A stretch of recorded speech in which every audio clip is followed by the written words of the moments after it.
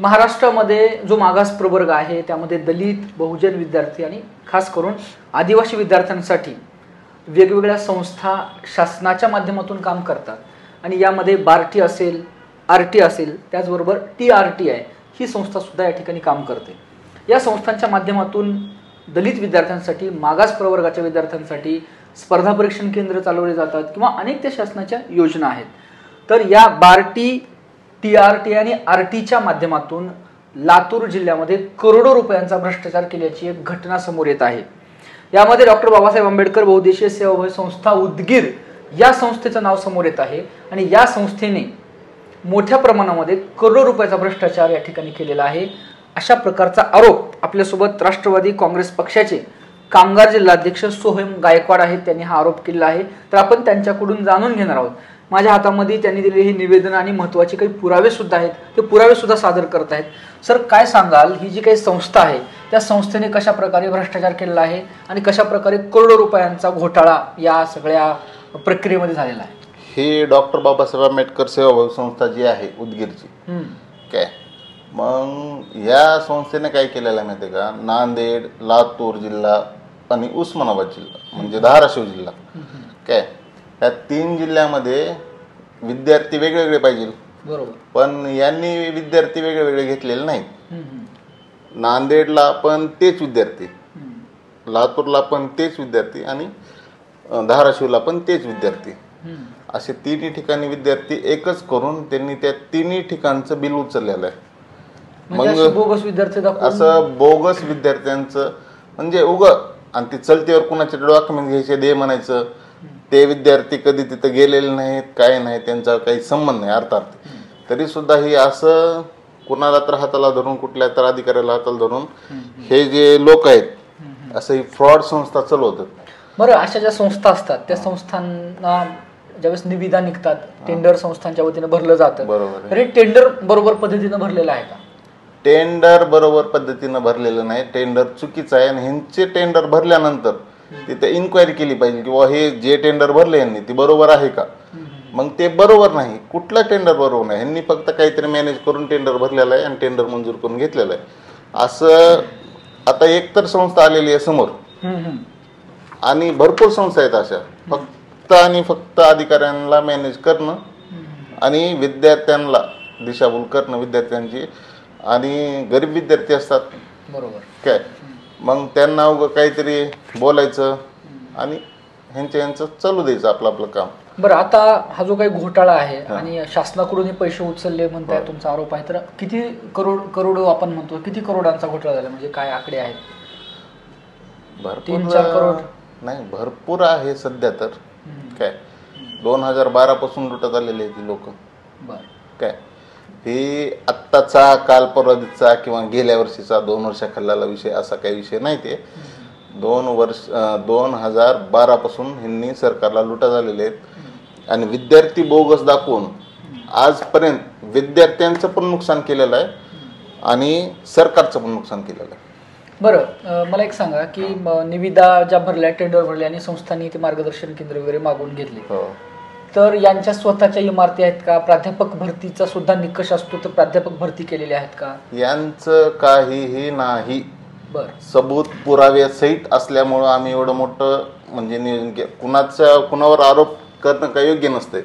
सबूत असेल तर आरोप करावा, पण आमच्या विद्यार्थ्यांचं नुकसान होईल ना. बरं, मग आपण तक्रार केली का संबंधित प्रशासनाकडे? आम्ही तक्रार केलेली आहे. आम्ही तक्रार केलेली आहे. RT, बार्टी, TRT सर्व ठिकाणी तक्रार केलेली आहे. आयुक्त कार्यालयाला सुद्धा तक्रार केलेली आहे आम्ही आणि त्यांनी करतो म्हणले. आता बघू कधी करतात, काय करतात. ती जी तक्रार केली आणि त्यांनी तुम्हाला कारवाई संबंधितांवर म्हणजे दोषींवर कारवाई करण्याचं आश्वासन दिले, याबाबतीत समाधानी आहात का? कारवाई झाली का त्या लोकांवर? कारवाई केली पाहिजे ना. 2012 पासून लुटतात हे लोक. कारवाई का होत नाही? आणि या माध्यमातून तुमचं काय सांगणं आहे जनतेला आणि प्रशासनाला? माझं एकच सांगणं आहे की अशा फ्रॉड जी संस्था असतात यांच्यावर कडक कारवाई केली पाहिजे. 420 गुन्हे दाखल झाले पाहिजेत. ह्या संस्थेचे जी बॉडी आहे ह्या बॉडीवर 420 गुन्हा दाखल झाला पाहिजे आणि 100% झाला पाहिजे. असा विषय नाही की ह्यांनी फ्रॉड करायला आणि किती दिवस सहन करायचं असं फ्रॉड. ठीक आहे ना, तुम्ही विद्यार्थ्यांसाठी केलेले आहेत, विद्यार्थी गरीब आहेत, समाजासाठी विषय आहेत ते, मग त्यांनी केलं पाहिजे ना असा विषय. सर, महाराष्ट्र जीवन न्यूजला आपण जे निवेदन दिलंय त्या निवेदनामध्ये आपण या संस्थांनी GSTचं जे रजिस्ट्रेशन असते, गुड्स अँड सेल्स टॅक्स, त्या प्रमाणपत्रासोबत सुद्धा खाडाखोड केल्याचं म्हणलेलं आहे, किंवा 2 प्रमाणपत्र या ठिकाणी GSTचे आहेत. GSTच्या संदर्भामध्ये काय घोटाळा झाला? GST हे का तुम्हाला सांगतो, GSTचं सगळं त्यांचं डुप्लिकेट आहे. बरं. काय पहिलं GST भरावं लागते म्हणून त्यांनी दुसरी GST नंबर काढला, दुसरा नंबर GST नंबर काढून त्यांनी मग असे लाखो रुपये GST बुडवलेले आहे. म्हणजे 2 GSTIN नंबर त्यांनी फक्त पैसे बुडवण्यासाठी काढलेला, नवीन नंबर जो काढलेला आहे त्यांनी तो पैसे बुडवण्यासाठी काढलेला आहे. काय त्यामुळं आमचं एकच म्हणणं आहे, सरकारची फसवणूक आहे, विद्यार्थ्यांची फसवणूक आहे. त्यामुळं आमचं एकच म्हणणं आहे की ही जी संस्था आहे ह्या संस्थेला ब्लॅकलिस्ट करून त्याच्यावर कडक कारवाई केली पाहिजे. त्यामुळे आमचं हे जे प्रयत्न चालू आहेत का, आम्ही फक्त तुम्हाला सांगतो की आम्ही फक्त न्याय देण्यासाठी करलो आलो. कारण अन्याय हा विद्यार्थ्यांवर आहे. काय ह्यांचं काय, ह्यांनी मस्त पैसे लुटालेत, बसालेत, आपलं आपलं सगळं चालू आहे ह्यांचं. म्हणजे गरजू विद्यार्थी हे त्याच्यामध्ये वंचित राहिले, योजनेपासून वंचित राहिले, ह्यांनी पोहोचलेच नाहीत त्या विद्यार्थ्यापर्यंत. ह्यांचं फक्त कागदपत्रे संपला विषय आणि अधिकाऱ्यांना मॅनेज. आपण पाहू शकता ही सगळी पुराव्यांची जंत्री माझ्या हातामध्ये आहे. त्यांनी त्यांच्या लेटर हेडवर या संस्थेच्या संदर्भामध्ये तक्रारी केलेल्या आहेत. त्याचबरोबर अनेक स्मरणपत्र त्या ठिकाणी जोडलेले आहेत, प्रशासनाला अनेक स्मरणपत्र दिलेले आहेत, माहिती अधिकाराचे वेगवेगळे कागद त्या ठिकाणी आहेत. तर इतके सबळ आणि वस्तुनिष्ठ अशा स्वरूपाचे पुरावे असताना सुद्धा जर अशा प्रकारच्या फ्रॉड संस्थांवर कार्यवाही करण्यासाठी आणि दोषींना गजाळ करण्यासाठी जर प्रशासनाला वेळ लागत असेल तर येणाऱ्या काळामध्ये ही लोककल्याणकारी राज्याची संकल्पना कुठेतरी धुळीस मिळण्याशिवाय राहणार नाही, अशा प्रकारचा एक सूर समाजामधून उमटताना दिसत आहे. तर हे होते सोहम गायकवाड. आणि सोहम गायकवाड यांचं असं म्हणणं आहे की डॉक्टर बाबासाहेब आंबेडकर बहुउद्देशीय सेवाभावी संस्था उदगीर, तर या संस्थेमध्ये सन 2012 पासून मोठ्या प्रमाणामध्ये घोटाळा सुरू आहे.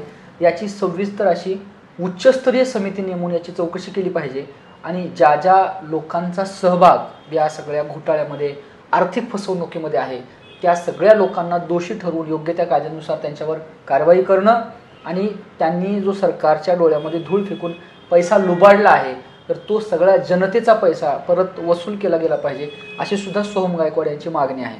तर या वृत्तप्रसारणानंतर या प्रकरणामध्ये काय घडामोडी होणार आहे आणि खरंच शासन, प्रशासन असेल किंवा संबंधित जो मंत्रालयीन विभाग आहे आणि त्या ठिकाणी सगळे कार्यालय आहेत, तर हे त्यावर काय कार्यवाही करतात आणि दोषींवर कार्यवाही होते का हे पाहणं महत्त्वाचं ठरणार आहे. मी विक्रांत शंके, कॅमेरा पर्सन आदित्य वसाळेसह महाराष्ट्र जीवन न्यूजसाठी लातूर.